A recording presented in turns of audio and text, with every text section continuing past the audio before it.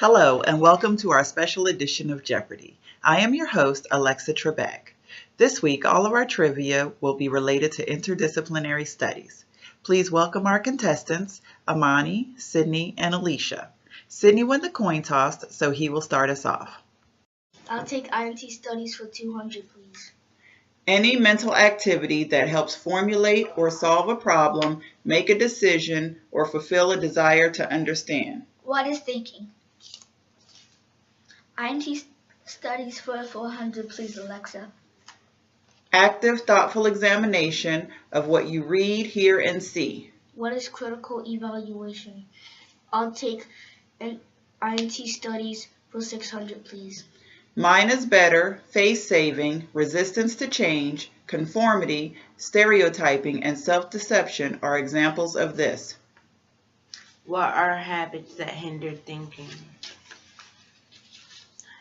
Interdisciplinary studies for 800, please. Tends to divide people into opposing camps, each sure that it is right and the opposition is wrong. What is an issue?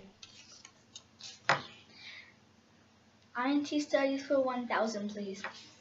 A cognitive process by which individuals or groups draw on disciplinary perspectives and integrate their insights and modes of thinking to advance their understanding of a complex problem with the goal of applying the understanding to a real-world problem.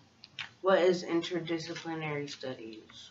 We interrupt our regularly scheduled programming to hear a special announcement from Mrs. Angel Hairston. Hello and welcome, Mrs. Hairston. Mrs. Hairston, is it true that you plan to run for the office of President of Interdisciplinary Studies? Well, yes, it is, Amani.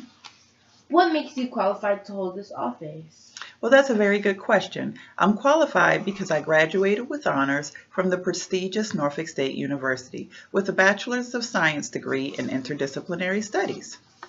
Very well, but what does interdisciplinary studies mean to you? Oh, that's a very good question. Let me start by giving you my definition of interdisciplinary studies.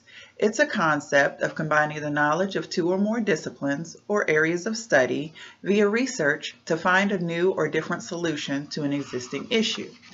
What that means to me is that as an interdisciplinarian, I am capable of working with any one person or group, regardless of our varied perspectives and backgrounds, to solve problems that are presented to me. I have developed basic skills that allow me to make systematic, well-thought-out decisions. I am able to actively listen to the opinions of others without passing judgment, and I have been given the necessary tools to regain my creativity. In essence, interdisciplinary studies has provided me with the knowledge and skills that are fundamental in solving problems through research and integration. Okay, Mrs. Hairston, the public wants to know how interdisciplinary studies has changed the way you view the world.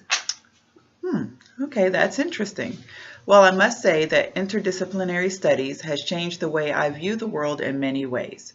Before I became an interdisciplinarian, I had a somewhat narrow view of the world we live in. For example, if a tragedy or crisis occurred across the globe, or across the country for that matter, it wasn't important to me because it didn't directly affect me or my family. However, I now realize that it's important for me to view the world we live in as mine. By doing so, I'm able to be empathetic to different races, religions, cultures, genders, etc. I'm able to consciously put aside my biases and not be judgmental. This is a true sign of change.